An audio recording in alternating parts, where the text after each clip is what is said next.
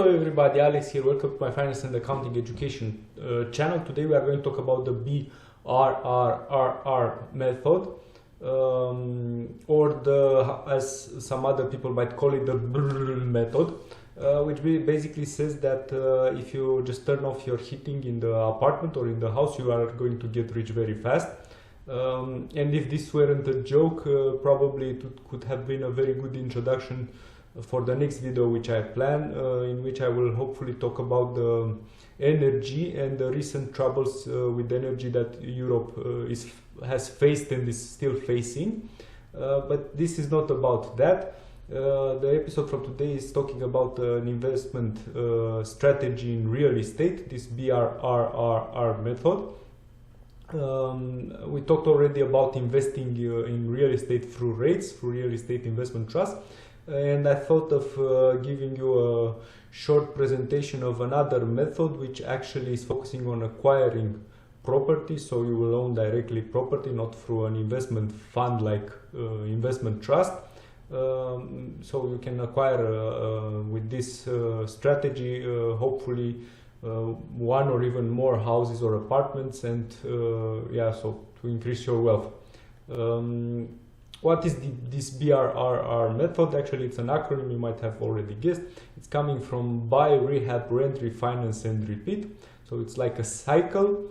It's a real estate investment strategy, just as I have said, that involves flipping distressed property, renting it out, and then cash out refinancing it in order to further rental property investment.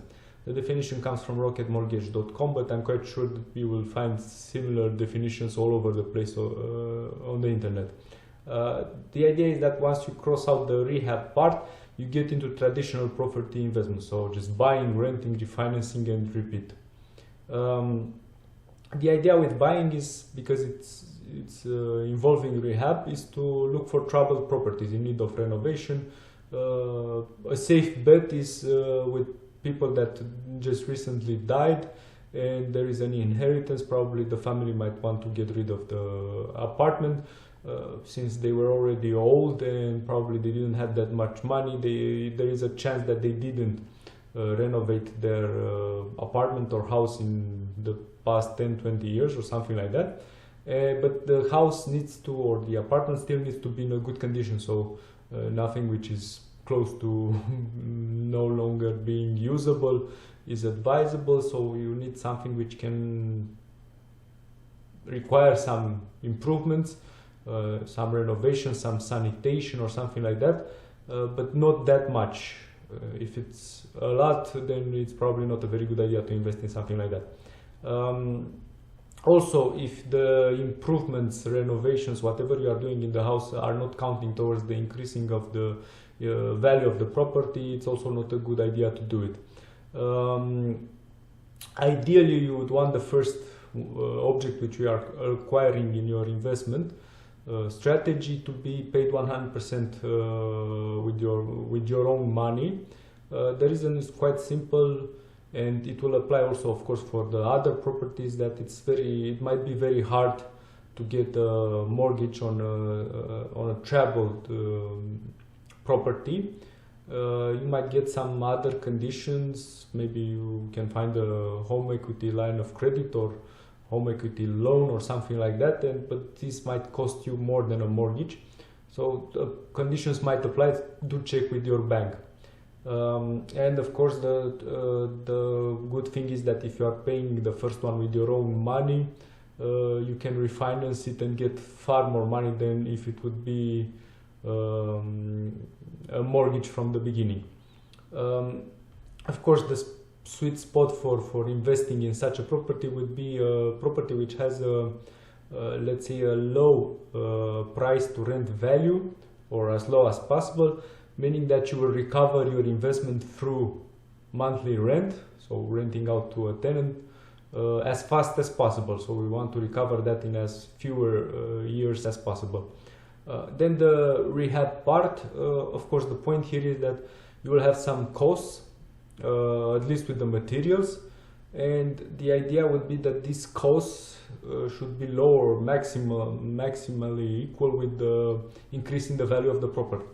If you are let's say investing $50,000 or euros in rehabbing a property, having a value increase of the property with 20,000 will just not do it. I mean, it's a bad investment. You have absolutely no efficiency in your investment. To reduce the cost, many people do the work themselves, but it's a tricky part because and thus you will no longer pay for the work of a third party. You will find some things are easier to be done than others, depending on your professional qualifications. Buying some basic furniture, painting the walls, and if you have some wooden doors or I don't know, the windows and so on and so forth, these are very easy to be done, but the hardest parts are with involving the plumbing, so all the pipes, electrical network, gas pipes, floor and wall tiles, wooden floor, changing shower cabins or bathtubs, it depends what you have, or switching from one to the other.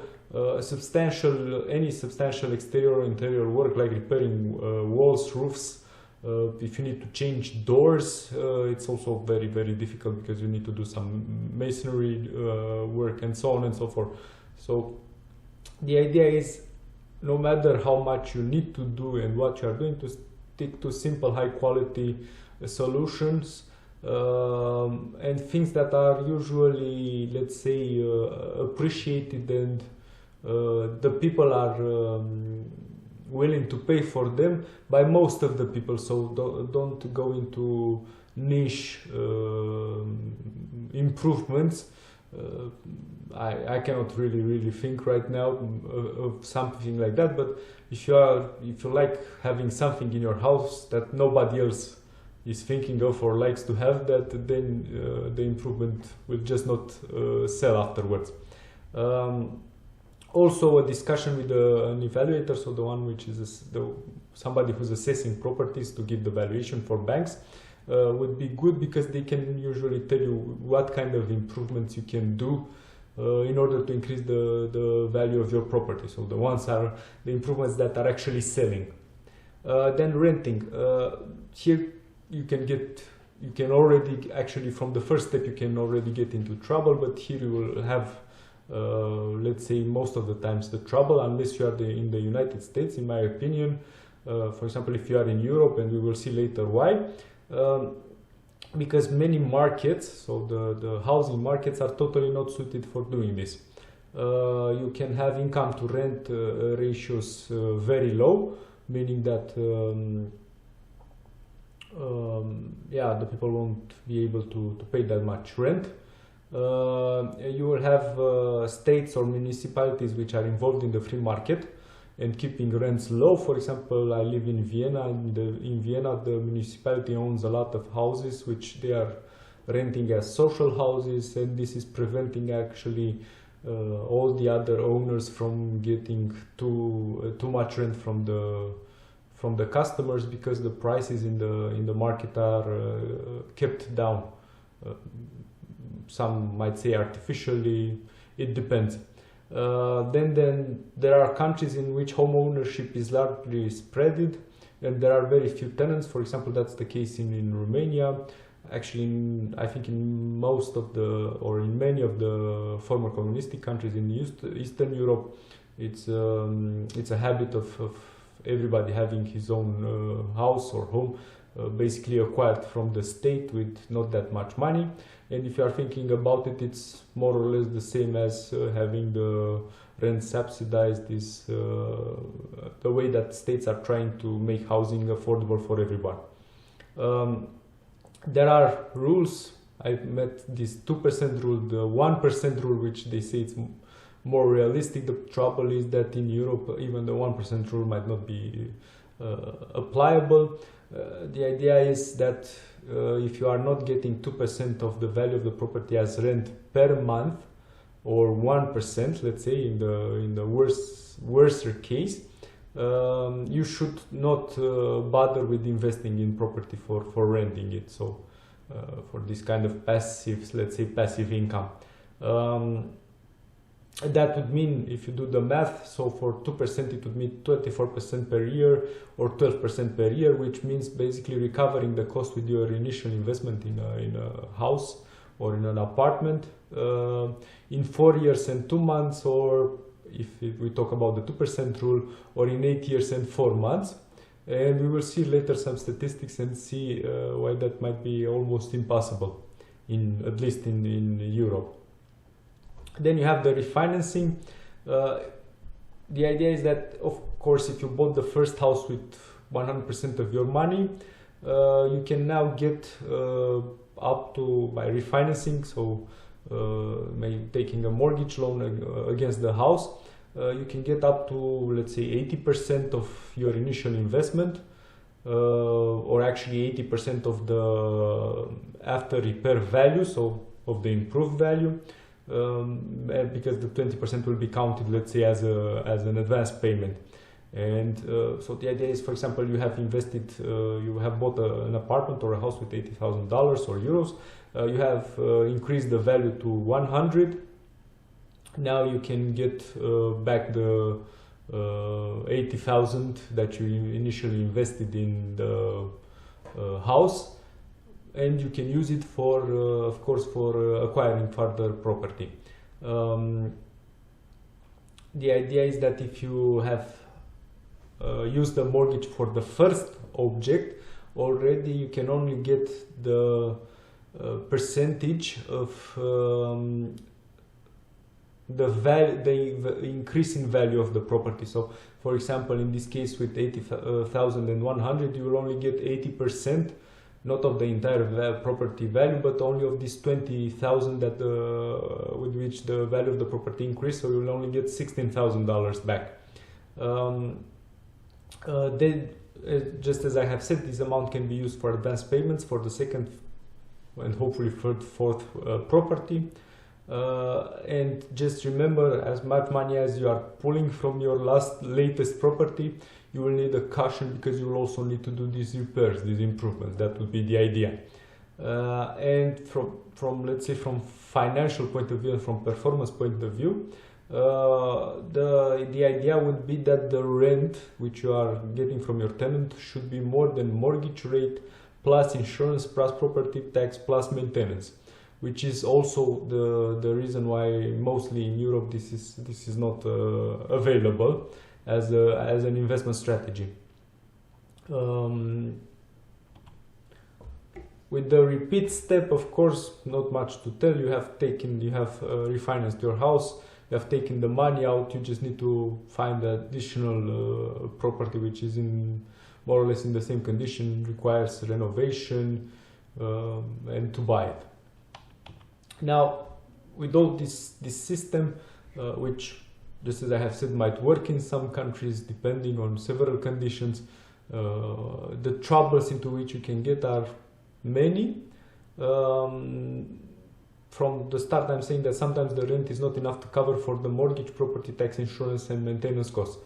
The maintenance costs are generally accepted as 1% per year from the property value, and you as an owner, you will have to do this maintenance cost. You will carry this maintenance cost no matter what you do, even if the property, let's say it's recently renovated and nothing is breaking in the first 3, 4, 5 years.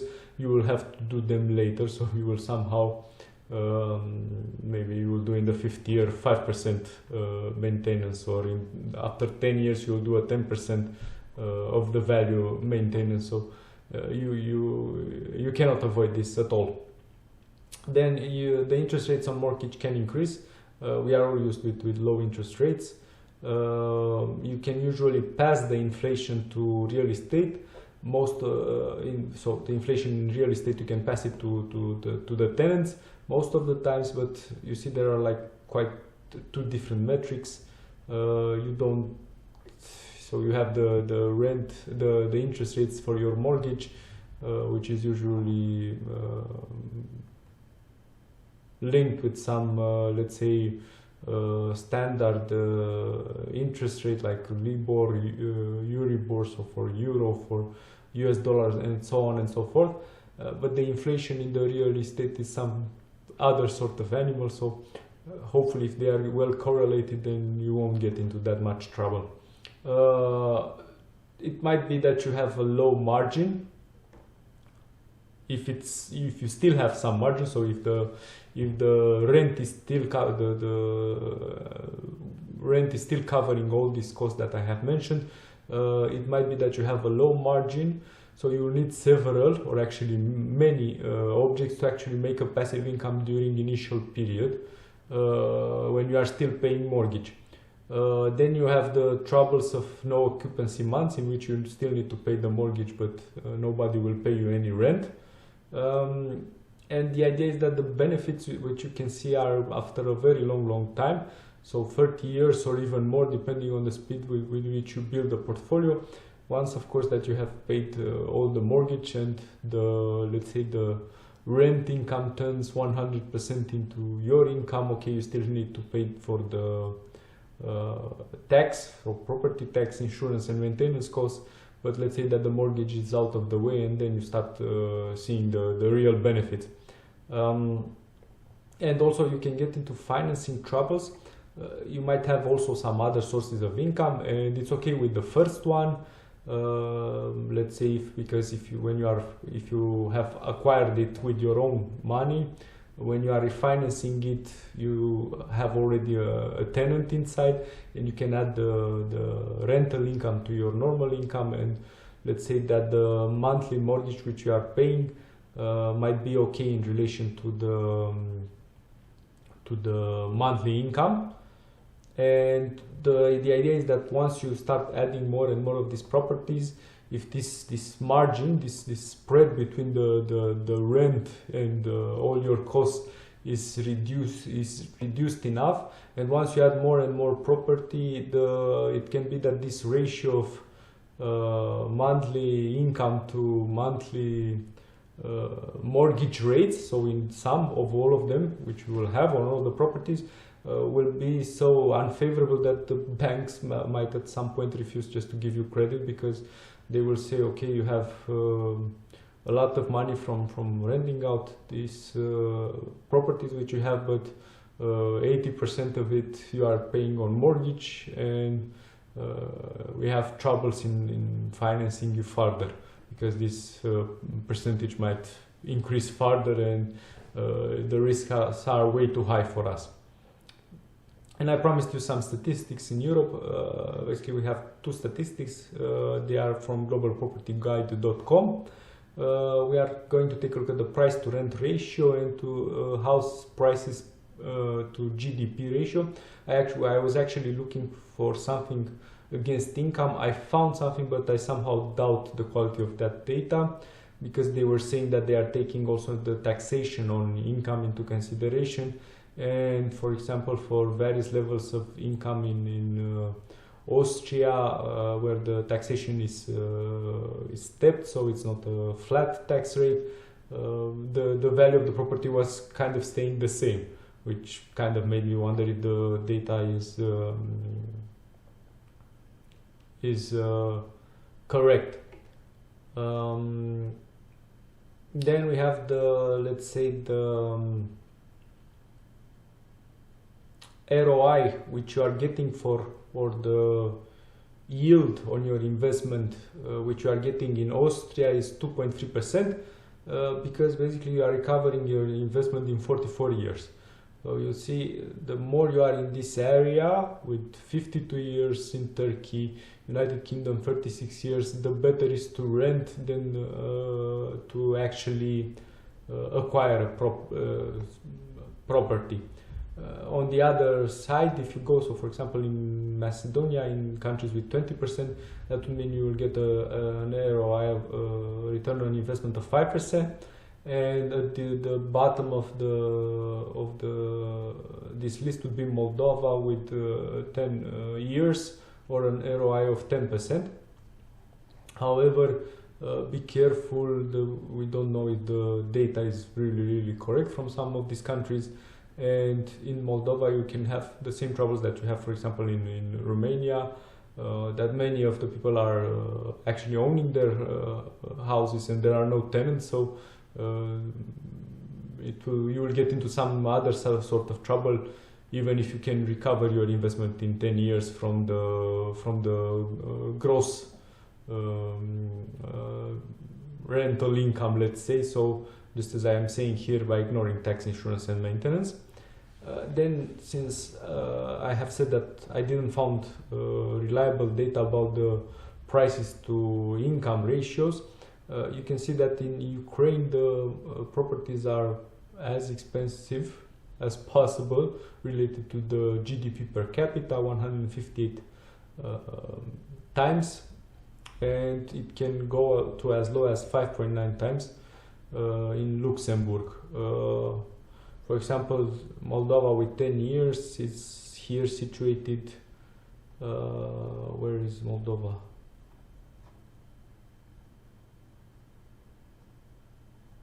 I wonder if, okay, it's on the 62.77, so meaning that it's the prices are quite high relative to GDP, which might also explain why the rents are so high, because the people can actually not afford to buy them, or they actually don't need to buy any houses because they already own the houses. So that would be the today about this BRRRR method. Thank you for watching me. My name is Alex Petrescu.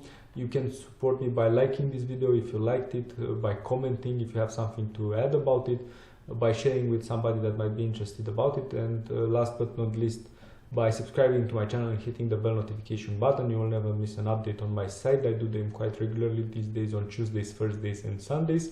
Also, below this video you have links. You can create an eToro account and you can trade there without a commission or a fee, which is always a saving, no matter how often you are trading. You have 2 links from Amazon, which through which you can get 2 free audibles or audiobooks, or you can join the Kindle program. A Kindle is a device and of course a program which is offering you the electronic books, and you can read these electronic books. Is very practical, especially for traveling. You no longer need to carry very large and so it's very inconvenient to carry books around, or yeah, they occupy space and so on and so forth. So it's the modern way of reading, let's say. And last but not least, there is a wish list from Amazon, on which you have several hardware or software items which can help me improve the quality of my videos, and it would also be beneficial for you. However, from financial perspective, this is the most inconvenient for you. If you choose to support me this way, it will be very much appreciated. The easiest way through which you can support me is to subscribe to my channel, hit the bell notification button, and continue to see my videos. Thank you for your time. Goodbye.